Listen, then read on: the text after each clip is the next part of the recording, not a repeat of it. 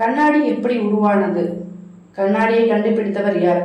கண்ணாடி எப்படி தயாரிக்கிறாங்க பார்க்கலாம் வாங்க. கண்ணாடி எப்படி உருவானதுன்னா, ஆரம்ப காலத்தில் கண்ணாடிகள் அப்சிடியன் அல்லது மெருகூட்டப்பட்ட செம்பு போன்ற பளபளப்பான கல்லால் செய்தன. இந்த கண்ணாடிகள் மிகவும் பிரதிபலிப்பு இல்லை. கிமு 6000 ஆண்டில் துருக்கி இயற்கை பொருட்கள் மேல பாகத்தை பாலிஷ் போட்டு கண்ணாடியாக பயன்படுத்தினாங்க. அப்புறம் எகிப்தியர்கள் செம்பை மெருகேற்றி கண்ணாடியாக பயன்படுத்தினர். சீனாவில் தகரம் மற்றும் தாமிரம் கொண்டு உருவாக்கி ஸ்பெகுலம் என்ற பொருளை மெருகேற்றி கண்ணாடியாக பயன்படுத்தினர். அதுக்கப்புறம் கிபி முதல் நூற்றாண்டில் ரோமனியர்கள் லெட் வேதி பொருளை உள் செலுத்திய ஊதப்பட்ட உருண்டை கண்ணாடிகள் உபயோகித்தனர். இந்த கண்ணாடிகள் எல்லாமே விலையுறந்த பொருளாக இருந்ததால் சாமானிய மக்கள் தன் முகங்களை தண்ணீரில் பார்த்து மகிழ்ச்சியானார்கள்.